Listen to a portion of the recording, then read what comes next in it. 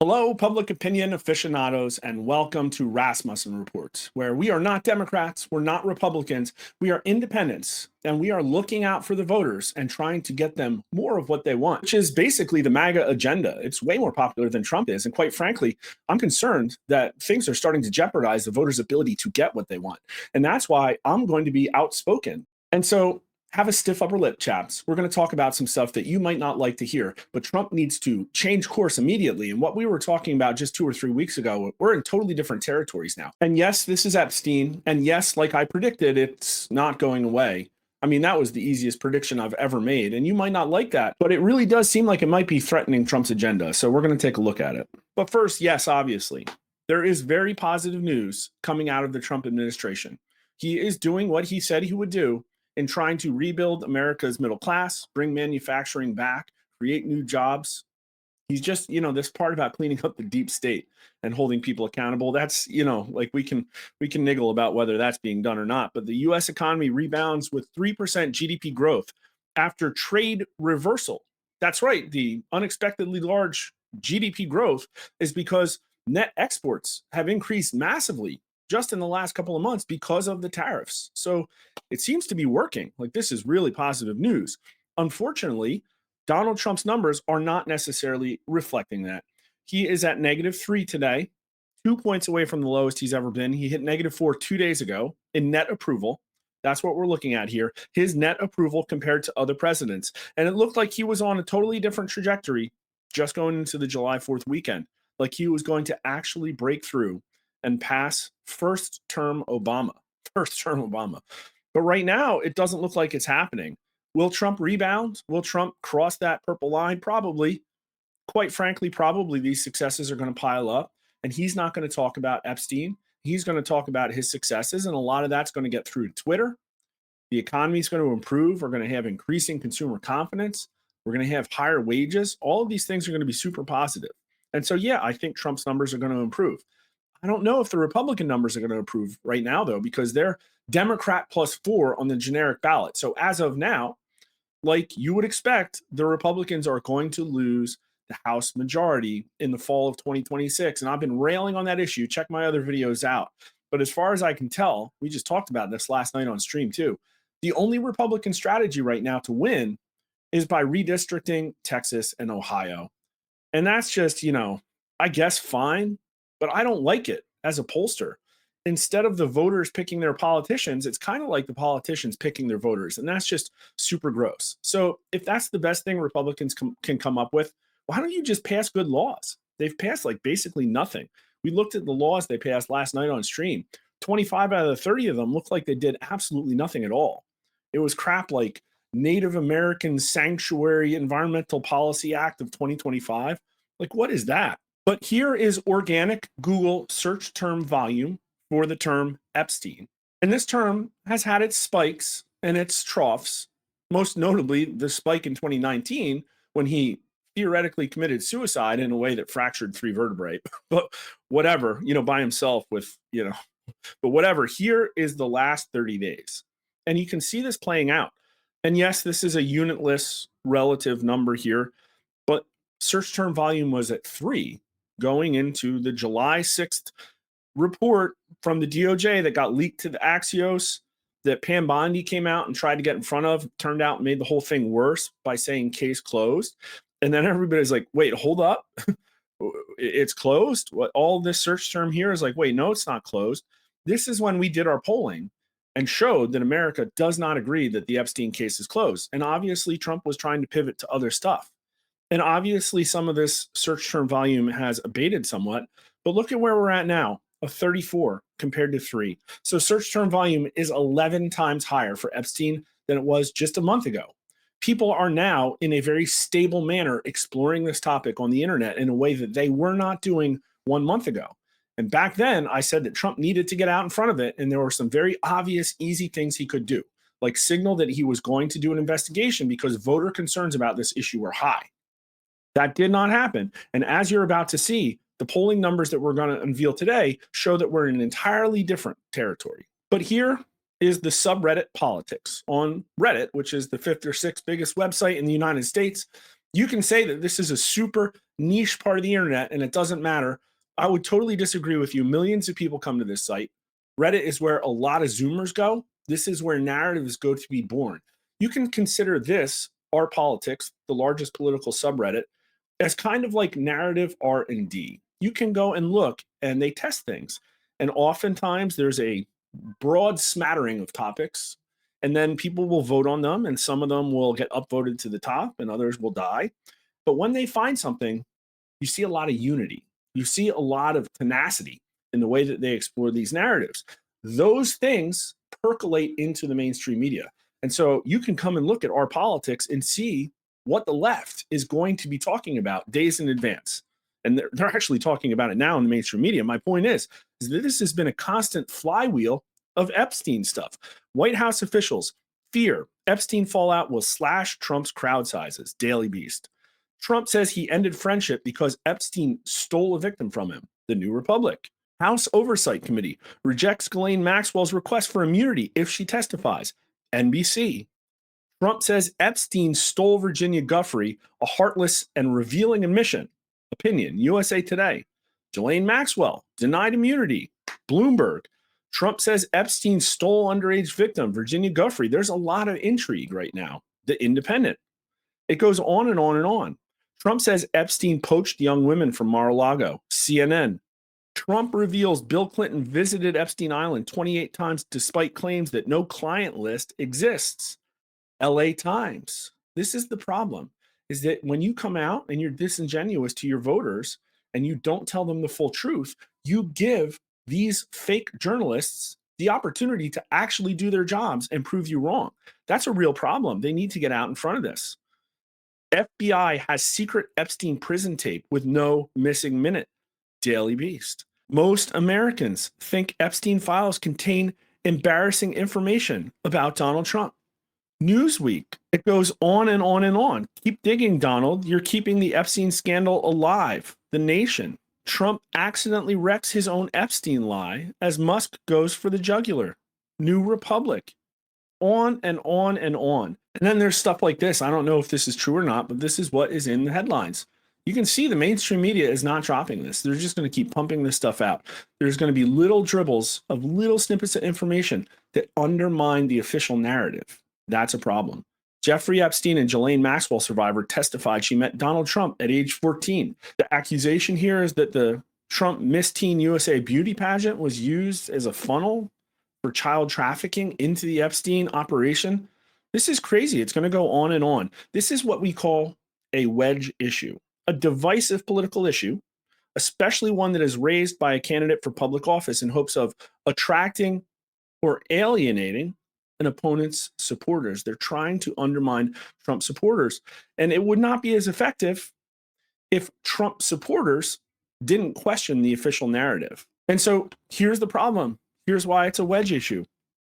Trump supporters don't believe the Trump administration.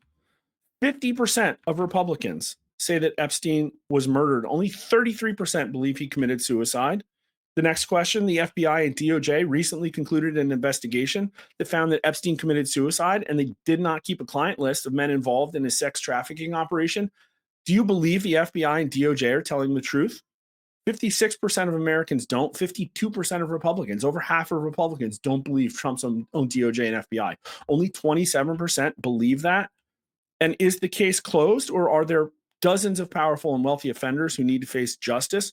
Republicans, 66% think people need to face justice. Only 20% agree that the case is closed. This polling was done right after Bondi. It got to the White House before Trump attacked his followers, and then he attacked his followers. And back then, he easily could have seen this polling and said, wow, this is super important to people. Maybe I should disclose what I have. Maybe we should have an investigation. That didn't happen. The whole thing was fumbled, and now we're in an entirely different territory. As our new polling will show, we're in cover-up mode, and that's a problem. Okay, here's the polling, and this is just like 1 day old. How closely have you followed recent news about Jeffrey Epstein, the accused sex trafficker who was found hanged in his jail cell in 2019? Now we have a 73% number. That's on its way up, driven by a 40% somewhat closely, 33% very closely. And what's interesting is that now Like a lot of Democrats are following this really closely. In fact, just as much as Republicans, and 67% of independents are still following it at least somewhat closely. But now to the meat of it. Officials from the Federal Department of Justice have said they will interview Ghislaine Maxwell, the ex girlfriend of Epstein, who is serving a prison sentence for her role in Epstein's crimes. How likely is it that Maxwell has important information about men involved in Epstein's sex trafficking? And if you can recall from the other polling, 68% of America thinks that there are wealthy and powerful sex offenders who need to face accountability. Here, 57% think it's very likely that she has important information. That's a crazy large number. Another 25% think it's at least somewhat likely. So we're talking about more than 8 in 10 Americans, 82% of the electorate, thinks it's likely that she is literally sitting on information that could be used to go after these people. People want accountability. They hate the two-tiered system of justice. Remember that 94% number? Only 11% think it's not likely. Only 2% think it's not at all likely. Democrats, super big number here. Look at the party numbers. It's wild. 66% of Democrats, very likely. 87%, at least somewhat likely. Imagine how popular this would be with Democrats if this information came out, if she testified and people heard about it and it was used for criminal referrals. 83% of Republicans, 52% say very likely. Look at it, it's like bipartisan. And just as many independents, 76%, 54%, very likely. Massive agreement across all political aisles. And that's because, again, we know that this is about accountability of the elite. People think it's very important, 94% important, 82% very important, that public officials are held to the same standards as everyday citizens. But here's the kicker. Here's the problem. Here's why it's going to go on. Here's why Joe Rogan's talking about it. Asmund Gold is talking about it. Literally, influencers everywhere are going to keep talking about the Epstein situation. It's not going to stop being at the top of Reddit. It's not going to stop being in the mainstream media news. Adam Schiff is not going to stop talking about it. It's literally going to be everywhere because it looks like a cover up. Is it a cover up? I don't know. But they should do something quickly because voters are starting to think it is. How likely is it that the Trump administration officials are engaged in a cover up to hide Trump's involvement with Epstein? 45% very likely. That's almost as many people who voted for Donald Trump. Another 15% somewhat likely for a 60% number. Now, here's the thing that we've learned is that government trust is a tricky thing. Just changing political parties does not earn it back. Remember, we had roughly 60% of Americans who thought that January 6th was a Fedsurrection. Now we have 60% of Americans who think it's at least somewhat likely that Trump's administration is involved in a cover up of Trump's involvement in the Epstein situation.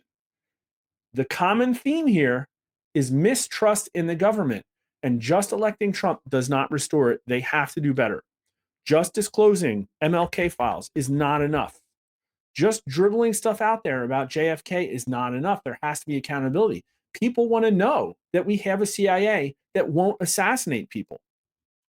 Only 34% think that it's not likely. Only 16% think it's not at all likely that Trump administration is conducting a cover up. And the party numbers are wild. 81% of Democrats think it's likely, but also 41% of Republicans, 26% very likely. That's Trump's own party. Only 25% say not at all likely. 38% of independents very likely, another 19 somewhat, for a combined total of 57, a massive majority of independents. Trump won because he took independents. Independents are really following the Epstein stuff closely. This is one of the issues that's pissed them off more than anything else that we've looked at in the polling. It's really wild. Even Trump voters, 32% of Trump 2024 voters think it's likely, 15% very, only 30% not at all likely. Is the Epstein scandal enough to sink Trump's administration? No, I don't think it is. I think Trump could probably completely ignore this. The press is going to bang on about it, and he's going to have to fight it just like he did the Russian collusion hoax in his first term. And remember, 60% of Democrats still think, even after everything that we've seen, that Trump colluded with Russia. And so this mainstream media gaslighting, does it work as much as it used to? No, but it still works, and it's still going to cost Trump some political capital. But it's really going to hurt Republicans, in my opinion, because on top of this, they're basically doing nothing. And so it wasn't just Trump that people put in power in November. They put Trump and Republicans. And Trump is not on the ballot again. And so whoever succeeds Trump and whoever succeeds Trump, probably JD Vance is the heir apparent, is going to have to deal with a whole lot of crap, a whole terrible situation of a Republican Party that seems to be doing nothing, to have no desire to actually address the swamp in DC, and a system of government that hasn't held itself accountable. That's rough. How do they fix it now? Well, it's a lot harder than it was 3 weeks ago, but you have to do something, in my opinion, because otherwise we're just going to kick around with Trump in the high 40s, getting not a heck of a lot out of Congress, and Democrats are probably going to pick up the House, and it's going to be a complete free-for-all with show trials and all of these commissions. And the first one's going to be Epstein, sure, but then we're going to see impeachments. We're going to see other stuff. They're going to use that investigative power of Congress to its full effect. That is our most likely future, and it's going to take a lot in order to give us a different path. And on this one, I think it's something that if they addressed it very rapidly, people would pay a lot more attention to the other wins, the big wins coming out of the Trump administration. So please do something. If you've learned something, make sure to like the video and subscribe. Follow us on X at Rasmussen_poll and myself at Honest Pollster. You can watch our videos on YouTube at Rasmussen_poll and Rasmussen_rewind, and on Rumble at Rasmussen Reports. We stream multiple times a week on Twitter, Facebook, Rumble, YouTube, and Getter. Thanks for watching.